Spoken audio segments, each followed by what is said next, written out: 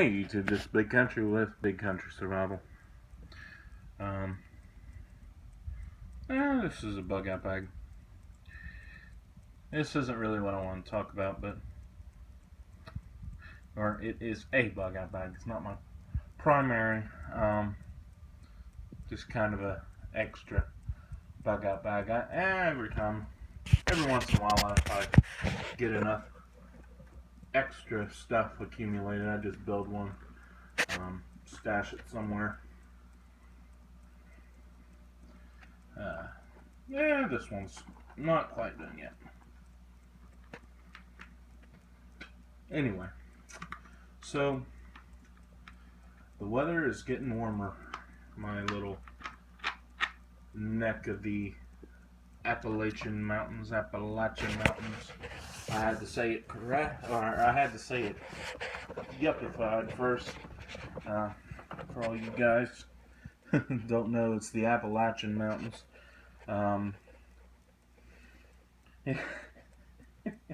Anyway, so I got my onions started a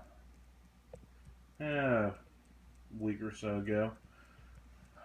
So there's going to be a few more frosts. I don't really want to put any other crops out. Although I did this past weekend just harvest the last of the beets and turnips, which this was the first year anyone in my family had done beets and turnips, actually. And we just did it as a cover crop to put nitrogen back in the soil. First year we done it, I figured, hey, well, I've never had a beet or a turnip before. I know they're edible. Come to find out, they're actually better for you than potatoes. They were the root crop of Europe. Turnips, especially turnips, were like the root crop of Europe prior to the discovery of the potato in the New World, where we are right now. But I'm not going to go into the whole history of all that. Just beets and turnips. Easy as all get out to grow, guys. You'd literally till the ground, throw them out, and that's it. Harvest beets and turnips in the winter. They are easy, and you chop the tops off when you harvest, and the bottom root, throw it out there in the ground, and put some nitrogen back in the soil. But going somewhere with this. Okay, I'm actually not even trying to necessarily talk about agriculture, but so tomatoes, got those started from seed this past weekend. We did, and I've got three strains of tomato. I've got a beefsteak. Okay, well, technically kind of 4 strains, but I've got a beefsteak, oxheart, and an orange tomato. And then we have where a beefsteak and an oxheart got cross-pollinated, and we saved the seed. So we had like a beefsteak oxheart hybrid. And so we've got the seed from that too. But the 3 original ones I have, okay, there's a bit of a family history behind it, and we do not know which was the original seed, but I am generation 6 for 2 of the strains of tomato, and generation 7 for 1. I believe it's the beefsteak that I can't for sure remember, but I believe it's the beefsteak that I am generation 7 in my family, that has been from the time we got a hold of the seed, planted it, and you save some seed, next year, and then you save some seed. You plant that seed and you save some seed. So 6 and 7 generations of my family that's been doing that. Which is, I think, is pretty cool. We've also got green beans that have been in my family 5 generations. I'm generation number 6. I'm 6 on that one too. Um, but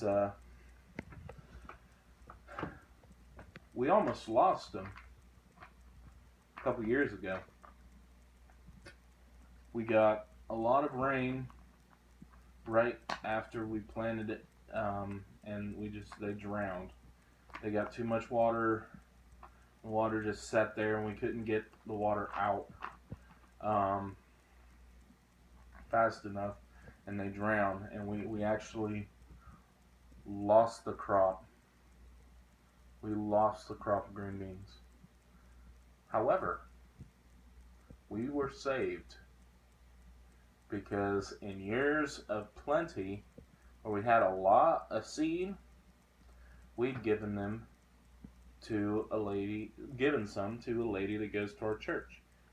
And she took up saving the seed as well. So we were actually able to save those seeds and save that in the family.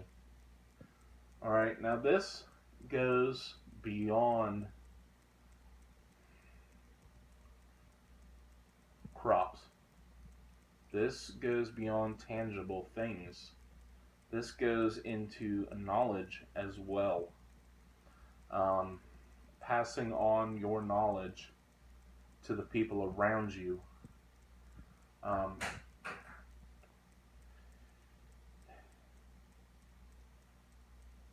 You have to pass your knowledge on.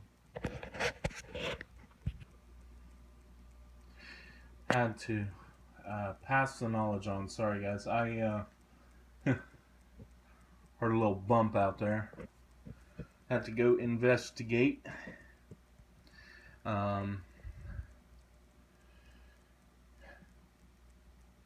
you got to pass this knowledge on. This knowledge of things like canning, or an interchanging of ideas, an exchange of ideas. You know how the women at the church, they always are swapping recipes, or the guys of the church are always swapping what kind of fishing lures they use, or all of that, just that stuff, that exchange of ideas. Well, we need to have the same mentality with prepping. And I don't mean the same mentality with prepping on like YouTube. The mentality of prepping in your communities. And even someone doesn't have to be a quote unquote prepper in order to have viable information. Or for you to be able to give them something useful that they can use to survive with. I mean, you don't have to go crazy with like 5-gallon buckets of beans and rice and Mylar bags and all that other junk, oxygen absorbers. You don't have to go that crazy, to get yourself in a little bit better footing in the event of a collapse. What you need to do is you need to talk to your guys, your friends about, dehydrating and canning, ways of preserving food without refrigeration.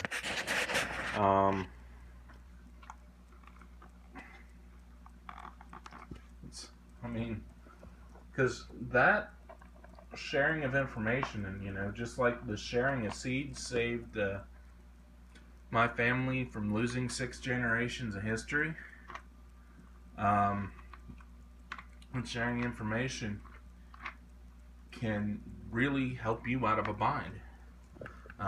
because, like, say you've got a neighbor and they have a garden, and their tomatoes are blighting, and you know an idea of how to fix this. Like, I just had this sharing of information help me out, talking to a guy I work with. He shared a remedy that he got from his mother or mother-in-law, one or the other, with his little baby girl when she was in diapers. And apparently, there's I'm not going to get into the details. If someone wants to hear about this, I'll do another video kind of describing the way, and I'll maybe kind of show you. But basically, you use a mud dauber's nest, or I've heard other people call them mud masons. They look like a wasp, and they build, little mud tubes on the inside of your barn or outside, That's what I'm talking about. If you know them by another name, I've always called them mud daubers. Using a mud dauber's nest for diaper rash. Ended up having to use it on an infant that's in my family. And, it worked. Where all the diaper creams and all this other stuff that didn't, that the doctor tells you to use, it didn't work. And, just some old backwoods heck knowledge, some of them old timer remedies, like putting bleach on poison ivy. I mean, you just share this information with people, and, you try it out. It'll really help you, to exchange this information with people in your own area, face to face. I can tell you all about how to do this and all about how to do that and this and that, but, really, I'm just somebody here, living in my hills, back in the holler somewhere. You don't know me from Adam, but the people around you, and those people around you that you exchange your information with, in a bind, they might have some idea, and especially your neighbors, people you work with, people you go to church with, things like that. And if you get to talking to your neighbors, I live where we have a volunteer fire department. And so they do like a hog roast every now and again to raise money for the fire department.